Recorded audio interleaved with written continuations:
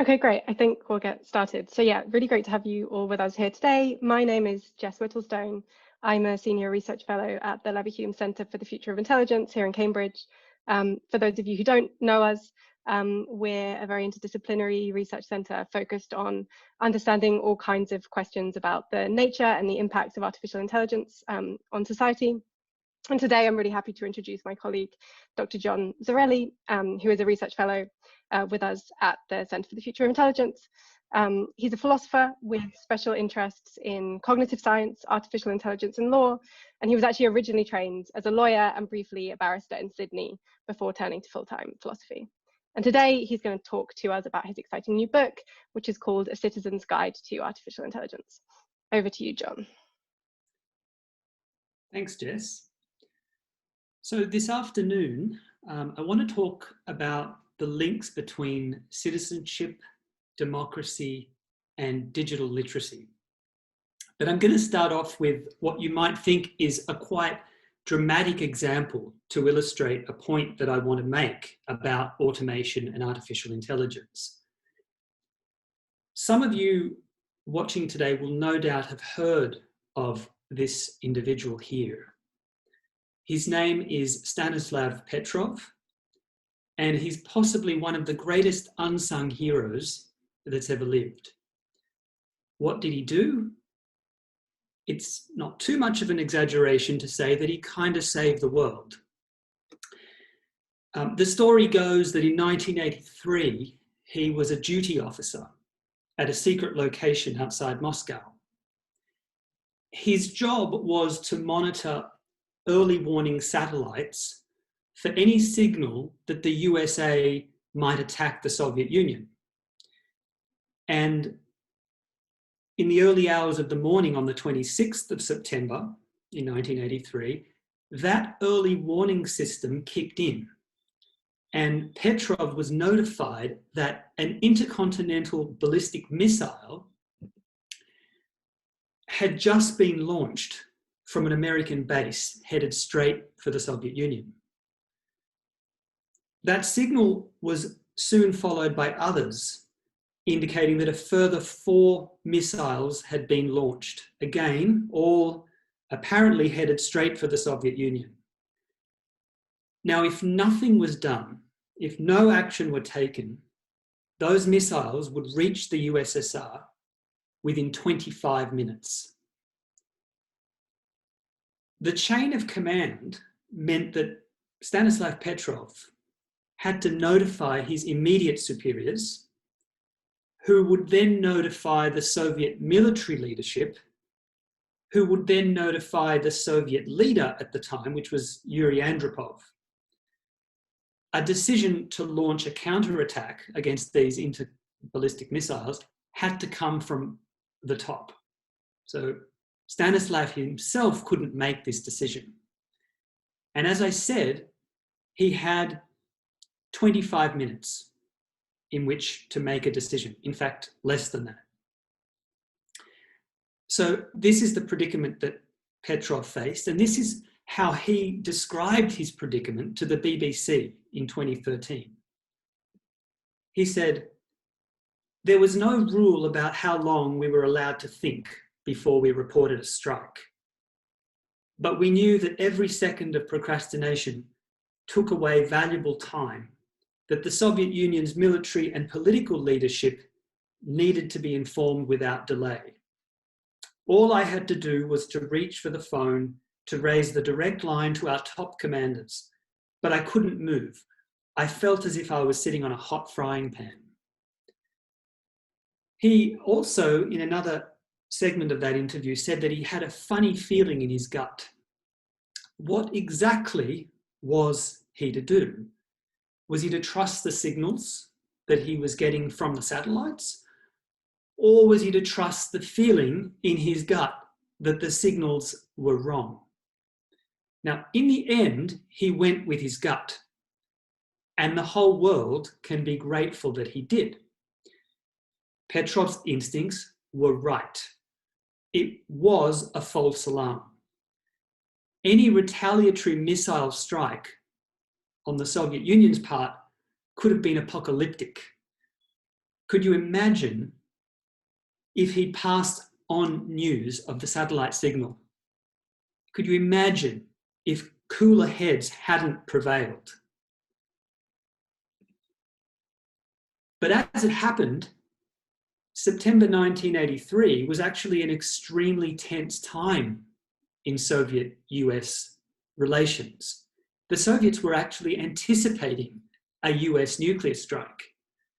In fact, only a couple of weeks earlier, the Soviets had shot down a Korean Airlines flight, thinking that it was a spy plane.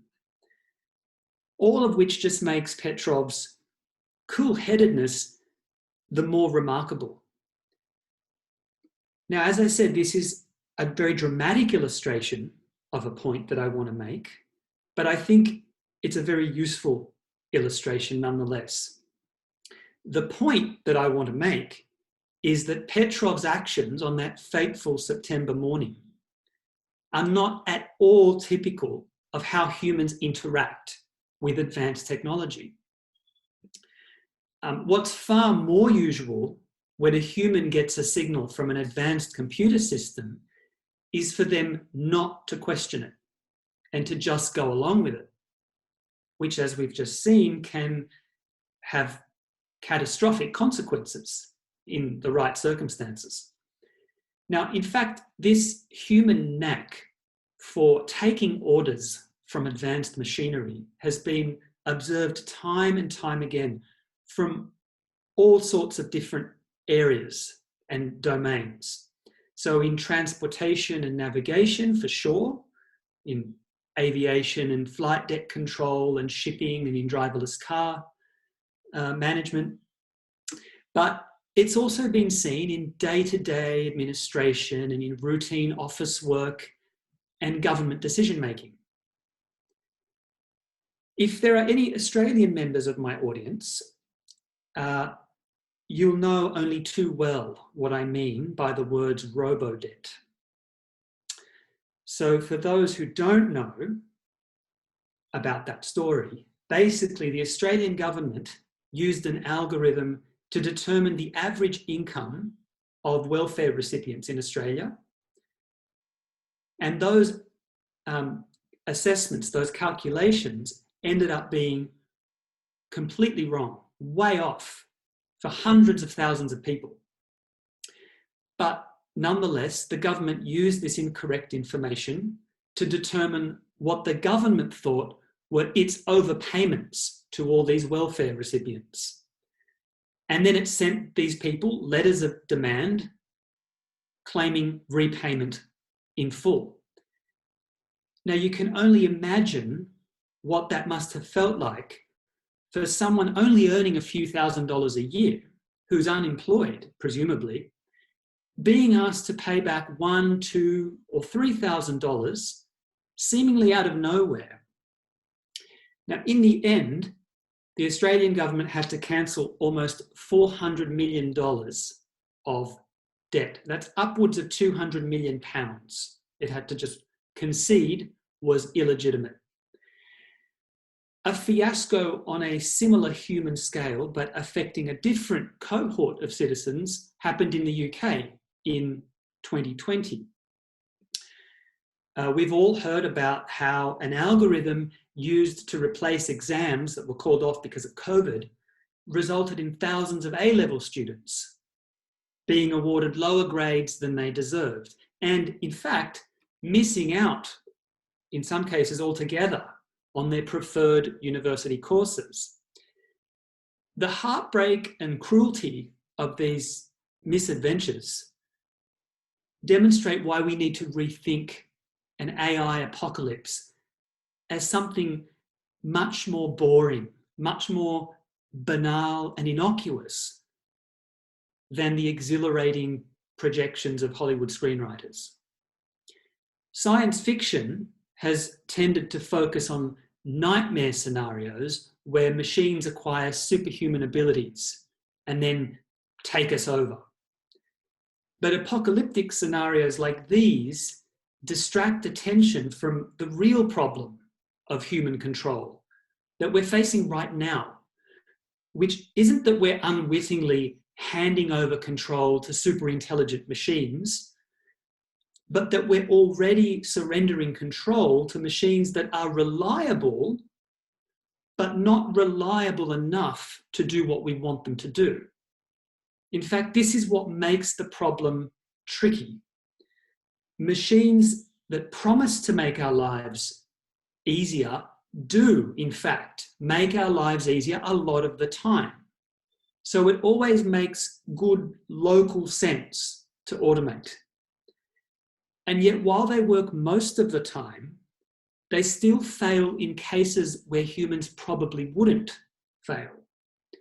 So think of all the times Google Maps has sent you down some weird route. Maybe we don't care about an extra 10 minutes being added to our journey, but if you think about a diagnostic medical system that's been designed to detect malignant tumours, suddenly I think we would care about that system making a mistake. And yet, as these diagnostic systems improve and beat human doctors at their own game, it becomes increasingly rational to rely on the machine and not on the human doctor. And so there's this dangerous zone where machines aren't quite good enough, but they're still as good as, and maybe even a little better than their human counterparts. And so it's rational to automate, and yet dangerous because we're likely to overtrust them and even lose our own manual, professional, technical skills in the process because we are ourselves out of practice. So at this point, I want to shift the focus from machines and bring it back to us. It's worth pondering just what is the ideology behind so many governments around the world being seemingly hell-bent on automating public services, even when there's plenty of evidence to suggest it's often neither fair nor efficient. After all, the automation of the public sphere affects every one of us as citizens of democratic states. So we're entitled to know what's going on behind the scenes. Is this all just about bureaucratic efficiency and cost saving? Is it just about displacing the exercise of human judgment and discretion? Bureaucracies have been run like machines ever since the ancient Egyptians built the pyramids. So is that all this is? Are we just in this as a way of replacing humans with the machines that we kind of always wanted them to be? It's hard to know what's motivating all this unless you know something about what the technology does, how it works, where it's being used, and what's at stake. And for most members of the voting public, that's the hard part. You might have heard of words like machine learning, dark ads, profiling, Cambridge Analytica, data brokers, neural networks, deep fakes. What does it all mean? How do you know if your rights are being violated by tech if the tech is being developed in private by private companies who have no legal obligation to disclose the code behind systems that they effectively force you to use if you want to avail of their services? And is it just a coincidence that the technology behind automated government is also being used to sway elections? Or that social media has been co-opted by the super rich to persuade the super poor to vote for them? Now, I mentioned dark ads before, and it's worth pausing for a moment. Dark ads are a manipulative and covert form of propaganda that spreads lies and half-truths faster than any one of us can keep up with them. It's very hard to control this kind of influence because you can only regulate what you can see. But the nature of dark ads is such that you can't see what's in them and who they're being sent to. back when deceptive political ads were only broadcast on TV or on radio or in newspapers, they could at least be publicly critiqued and scrutinised. It's much harder to do that when the ads are surreptitiously targeting the very people who are unlikely to criticise them and who may have the very prejudices that the ads are seeking to inflame. Now, when someone knows stuff about you and tries to nudge you into doing things for them, like voting for them, but you don't know that they know stuff about you, you don't know that they know how to press your buttons. In those circumstances, that's a form of power that they have over you. And breaking that hold, breaking that power, requires knowledge. Learning what they know about you and how they use it. Just ask any victim of psychological manipulation or abuse. So clearly, digital literacy is essential if democracy is to have any hope of surviving in the 21st century. So what citizens need is a bit of help sorting their way through this jungle, a friendly guide to all the main ways that artificial intelligence and machine learning can affect us as citizens. Enough information so that we can make informed decisions at the ballot box. So that's what our new book hopes to accomplish. It became clear to me that while there's been no shortage of books on specific issues in artificial intelligence, such as books that focus on discrimination and privacy, there was no all-round user-friendly guide to all the big issues. Privacy and bias and discrimination for sure, but also transparency, democracy, control, legal liability, moral responsibility, human autonomy, employment, regulation, the whole kit and caboodle.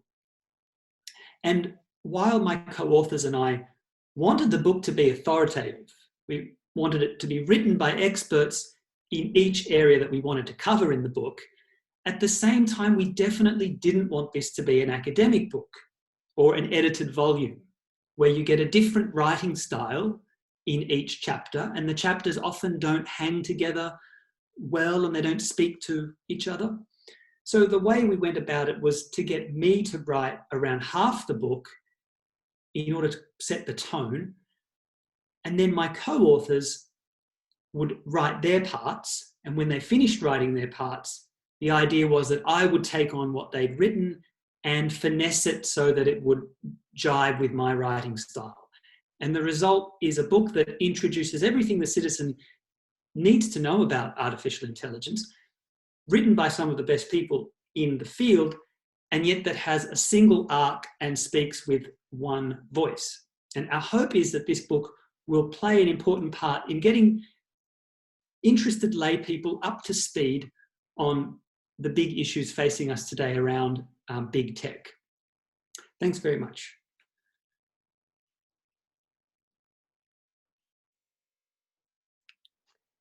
Thanks so much, John. I'm not seeing any questions coming through at the moment. Please do put your questions into the Q&A. We've got about 9 minutes to talk to John about that.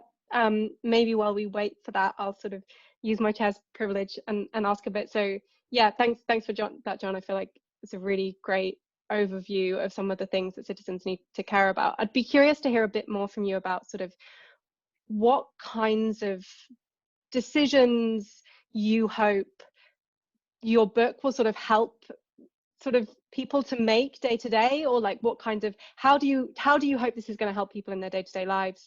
Is it mostly about deciding how you engage with technology, how you vote, how you sort of what you demand of your government? Yeah, I'd love to hear a little bit more about that. Yeah. Well, we all know the saying that something can be hidden in plain sight. And it's the invisibility of technology. It's unobtrusiveness that makes it insidious and dangerous. We all go around go about our daily lives relying on technology in all sorts of ways, and relying on the internet and relying on smart devices, there's so much a part of us now that it's almost difficult to view them dispassionately. Yeah. And yet, precisely because they're unobtrusive and they have become extensions of our lives,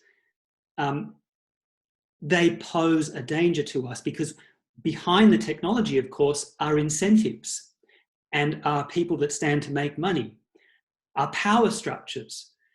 And until we unearth those incentives and discover what they are, some of which are perverse, we're, I suppose, walking in the dark and groping in the darkness. So my hope is that by knowing more about that technology, learning more about the infrastructure that is in place, that invisible subterranean machinery that lies beneath the world that seems otherwise clear and straightforward, by learning more about that world and what lies underneath the tech that we use, we'll be more informed citizens. We will think more carefully about who we want to give our data away to, how many websites we'll just click accept on every day. There's a parallel here to be drawn, I think, with climate science and global warming. None of us can tell necessarily that the climate is changing, that the Earth is warming on a day-to-day basis. Even on year-on-year basis, we might not tell, but it's happening. But until people knew that, they couldn't translate what's happening into a form that could then motivate them to take action. Yep. Yeah, that makes a lot of sense. And there are a couple of other questions that are coming in now, which I think touch on this, and you've touched on. So someone is asking, you know, what are the main things we can be doing as citizens? And then someone else asks, will we end up finding out so much terrible stuff we just have to boycott everything? So I don't know if you want to follow up at all on sort of what people should be doing and how to avoid, you know, in the situation where we're overwhelmed by all these decisions day to day, or end up just feeling like we need to boycott everything. Like, how do you get the right balance here in your life? Yeah, that's a very difficult question, and I don't have an answer to that yet.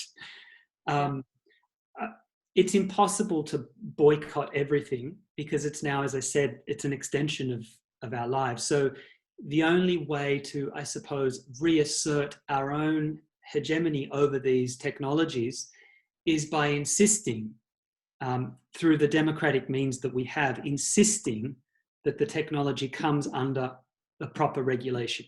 Every industry that poses a threat to human welfare to date has come in for special regulation.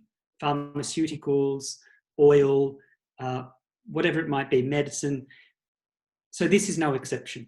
And the responsibility is on us as citizens to put the pressure on our local representatives to agitate for change and for regulation. Yeah. Yeah, and we've got a couple of questions coming in about regulation specifically.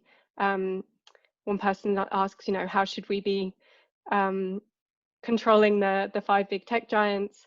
And then someone else asks about sort of your thoughts on how emerging technologies are currently being regulated at the moment, and whether it's okay to sort of rely a lot on companies self-regulating, or do we need to set regulatory frameworks kind of more broadly? So you've started to touch on this, but can you say a bit more about your views about how we should be approaching regulating these companies and these technologies, especially the sort of big, powerful tech giants? Yeah. So the self-regulation is problematic for a number of reasons. But the most obvious one is that it leaves human welfare up to the whims and aspirations of other people. And it then makes it a matter of us simply trusting that the big tech people will do the right thing. We've got enough examples, though, to know that any such trust would be misplaced at this point. There have been too many occasions where citizens have not been put first, and where profits have taken precedence over people. So self-regulation, I think, is a non-starter. As for general the general way through. During the 1930s, and indeed even earlier than that, the US took the largest industries. At one point it was steel, another point it was railway, and then in the 1930s, I believe it was the banking sector, and it broke up the biggest companies. It siphoned off different parts. In the case of banking, what used to be a service known as universal banking, where the one bank could cater for basically commercial, everyday retail banking and merchant banking, those were broken up. You couldn't have a bank doing both merchant banking and everyday sort of retail banking. So these are the sorts of things that we need to think about. Breaking up the big tech giants so that perhaps some parts of what they do are sealed off from other parts of the company that focus on other things. So perhaps the advertising arm needs to be siphoned away from the part that does the machine learning and the analytics. Something in that field. But I appreciate that it will be tricky with technology because there's no one person and there's no one organization that has this sort of power. The thing about big tech is that it's a bit like an octopus. There's no central nervous system. It's a massively distributed nervous system. So breaking up has tended to work with organizations as those I mentioned, steel, banking, and so forth, where you really did have a center of control. In these situations that we're dealing with, in the case of big tech, we're not talking about something like that. So it might be more difficult, but I think we need to work from precedent and adapt accordingly. Yeah, definitely. Maybe just one last question before we need to wrap up. I mean, another big challenge for governance of AI, as a couple of questions have pointed to in different ways, is that, the technology is changing fast. It's transforming sectors quite quickly, quicker than it's easy to adapt to. How do you think about managing that fast pace of change? How do you think about whether, the issues you're talking about today in your book, whether they're going to go out of date? How could a citizen, keep track of all of this when even an expert AI researcher can't keep track of everything that's going on in the field? How do we deal with that fast pace of change? Yeah, well, the fast pace of change is itself not a new thing. So the world's been getting ever more complicated, ever more befuddling for, I would say, 100 years. Perhaps when Einstein gave us a new perspective on the nature of space and time, the world's just been getting more and more bamboozling. And yet citizens can keep up with what they need. You don't need to understand the intricacies of oceanography and of geology and of meteorology in order to know how to vote responsibly on matters affecting the planet. You don't need to understand the chemical composition of plastic in order to vote for, recycling facilities that will do the job properly. It's surprising how little you actually need to know about a subject to make informed choices on it. And maybe it's my legal background as well that tells me this. A lawyer cannot possibly know much about the subjects they are forced to confront in their day-to-day practice. One day they might be defending an engineering company and be having to deal with issues like subsidence and how ground falls and how, the water underneath certain meters underneath the earth will be affected by chemical seepage. Well, they don't know much about that, but you'd be surprised at how little you need to know to get to the core issue. So what we need are citizen experts, people that have just enough knowledge to break down the complex issues so that the rest of us can follow and make informed decisions. Even if the decision is simply voting for someone who we believe does know what's going on and who has our best interests at heart. Yeah, I really agree with that, and I think that's a nice note to end on, especially because this is the really important thing that your book's doing. So great, thank you so much, John, and thank you everyone for the great questions. Sorry I didn't manage to get to everything, but hopefully answered a lot of them. Excellent. Thanks, Thanks Jess. very much. Thank you.